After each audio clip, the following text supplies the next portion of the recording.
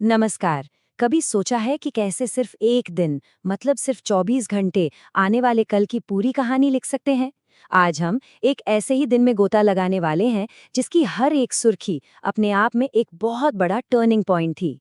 तो सवाल यही उठता है कि आखिर कैसे एक ही दिन में लिए गए फैसले, वो सारे बड़े बड़े बातें और जो असल में जमीन पर हो रहा है, वो सब मिलकर कानून से लेकर हमारी जेब तक हर चीज की दिशा तय कर सकता है। चलिए आज इसी को परत दर परत खोल कर समझते हैं। ठीक है, तो आज की हमारी पड़ताल कुछ इस तरह आगे बढ़ेगी। सबसे पहले हम देखेंगे अदालत के कुछ बड़े और ऐतिहासिक फैसलों को, फिर चलेंगे दुनिया के मंच पर जहां तनाव लगातार बढ़ रहा है। उसके बाद भारत की अपनी पॉलिसी की जंग को समझेंगे और फिर देखेंगे कि इन सब का हमारी अर्थव्यवस्था पर क्या असर पड़ा। और हाँ, आखिर में कुछ ऐसे आंकड़े हैं जो आपको चौंका देंगे। तो चलिए शुरुआत करते हैं देश की सबसे बड़ी अदालत यानी सुप्रीम कोर्ट से, क्योंकि यहाँ दो ऐसे फैसले सुनाए गए जो पहचान और बराबरी की जो बहस है ना, उसे हमेशा के लिए बदल सकते हैं। तो पहला फैसला ये उस कानूनी सवाल पर था जो दशकों से चला आ रहा था। सुप्रीम कोर्ट ने, आप कह सकते हैं, बिल्कुल साफ शब्दों में कह दिया कि अगर अनुसूचित जाति का कोई व्यक्ति हिंदू, सिख या बौद्ध धर्म छोड़कर ईसाई या इस्लाम धर्म अपना लेता है तो उसका शेड्यूल्ड कास्ट का दर्जा फौरन और पूरी तरह से खत्म हो जाएगा। अब जाहिर है, इस एक फैसले का असर आरक्षण और सामाजिक पहचान से जुड़े कई पुराने विवादों पर सीधे सीधे पड़ेगा। अच्छा, अब इस फैसले को सही से समझने के लिए थोड़ा सा इतिहास में जाना जरूरी है।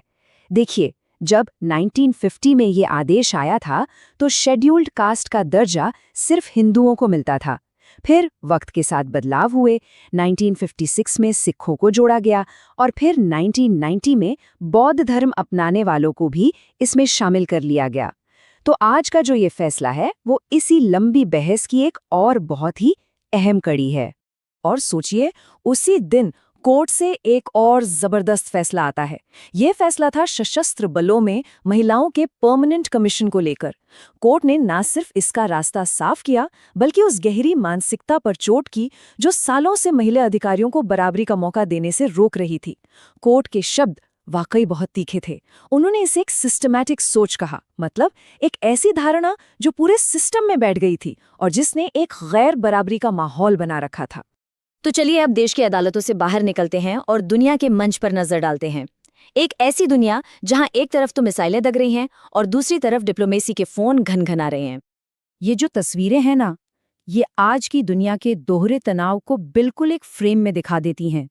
एक तरफ देखिए, पश्चिम एशिया का हॉट वॉर, मतलब एक असली जंग जहां मिसाइलें चल रही हैं, और दूसरी तरफ है चीन का ये रिसर्च शिप जो चुपचाप समंदर की गहराइयों का नक्शा बना रहा है।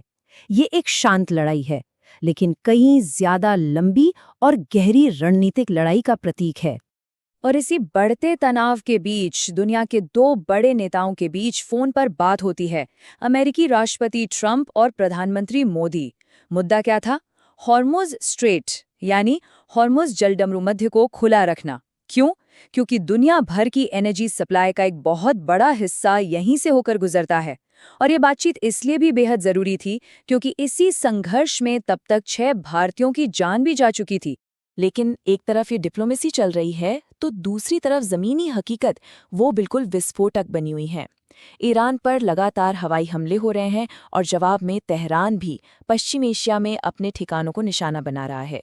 मतलब साफ है, युद्ध की आग बुझने के बजाय और भड़क रही थी। चलिए अब वापस भारत लौटते हैं, क्योंकि यहाँ भी एक ही दिन में दो बड़े राज्यों में सियासत और पॉलिसी के दो अलग अलग अखाड़े सजे हुए थे। एक में दांव पर थी विचारधारा तो दूसरे में विकास का एजेंडा। देखिए कितना दिलचस्प है। एक तरफ गुजरात विधानसभा में यूनिफॉर्म सिविल कोड यानी यूसीसी बिल पास हो रहा है और सरकार इसे समानता की दिशा में एक बड़ा सुधार बता रही है। वहीं दूसरी तरफ दिल्ली में 1.03 लाख करोड़ का बजट पेश होता है जिसका पूरा फोकस इंफ्रास्ट्रक्चर पर है। और सबसे मजेदार बात पता है क्या है? दोनों ही मामलों में विपक्ष का आरोप लगभग एक जैसा था कि ये सब जन विरोधी है। अगर दिल्ली के बजट में थोड़ा और झांकें तो साफ दिखता है कि इंफ्रास्ट्रक्चर और एजुकेशन पर काफी जोर दिया गया है। लेकिन एक चीज नई और काफी दिलचस्प है, वो है डीआईटी आयोग बनाने का ऐलान। ये बिल्कुल नीति आयोग की तरह दिल्ली के लिए एक थिंक टैंक होगा, जिसका काम होगा शहर के लिए लॉन्ग टर्म प्लानिंग करना और नए नए आइडियाज लेकर आना। और उधर गुजरात में यूसीसी बिल पर कोई छोटी मोटी नहीं बल्कि पूरे 7 घंटे तक जोरदार बहस चली। सरकार का कहना था कि ये कानून सनातन मूल्यों पर आधारित है और समानता लाएगा। वहीं दूसरी तरफ विपक्ष ने इसे सीधे सीधे मुस्लिम विरोधी और मौलिक अधिकारों का उल्लंघन करार दिया। तो ठीक है, ये सारी बड़ी बड़ी बातें हो गईं, राजनीति, कानून, अंतर्राष्ट्रीय खबरें, लेकिन इन सब का हमारी आपकी रोजमर्रा की जिंदगी पर, हमारी जेब पर क्या असर पड़ता है? असल सवाल तो यही है। क्योंकि देखिए, दिन के आखिर में तो यही बात मायने रखती है ना, कि ये जो बड़ी बड़ी हेडलाइंस हैं, इनका हमारे घर के बजट पर, हमारे छोटे मोटे बिजनेस पर और हमारे आने वाले कल पर आखिर क्या असर पड़ने वाला है। और असर वो तो दिखना शुरू भी हो गया था। जैसे पश्चिम एशिया में तनाव बढ़ा, तेल सप्लाई पर खतरा आया, तो यहाँ ट्रक ड्राइवरों को डीजल की कमी महसूस होने लगी। उधर शेयर मार्केट में कंफ्यूजन बढ़ा, तो छोटे रिटेल इन्वेस्टर्स का पैसा डूबने लगा।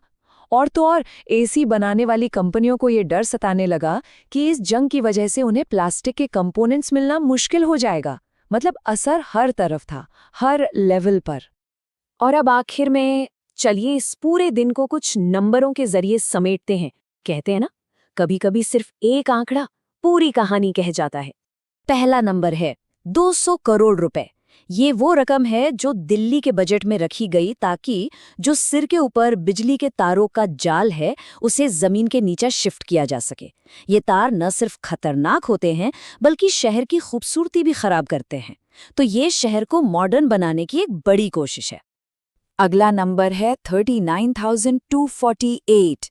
ये संख्या है उन प्रोजेक्ट्स की जिन्हें 2004 से लेकर अब तक बॉर्डर एरिया डेवलपमेंट प्रोग्राम के तहत मंजूरी मिली है। ये नंबर हमें बताता है कि देश के दूर दराज और सीमा से लगे इलाकों में जिंदगी को बेहतर बनाने और सुरक्षा को मजबूत करने के लिए कितने बड़े लेवल पर काम हो रहा है। और आखिर में एक बहुत ही दर्दनाक आंकड़ा 500। ये उन आम नागरिकों की संख्या है जो सूडान में सिर्फ 2.5 महीने में, मतलब जनवरी से 15 मार्च के बीच ड्रोन हमलों में मारे गए। ये नंबर हमें बस ये याद दिलाता है कि कहीं दूर चल रहे संघर्ष की असली मानवीय कीमत कितनी ज्यादा और भयानक होती है। तो ये था वो एक दिन जिसमें इतने बड़े बड़े बदलाव हुए। अब सोचने वाली बात बस यही है कि आज से 10 साल बाद जब हम पीछे मुड़कर देखेंगे तो इनमें से कौन सी हेडलाइन होगी जो इतिहास की किताबों में दर्ज होगी? किसका असर सबसे दूर तक और सबसे गहरा महसूस किया जाएगा?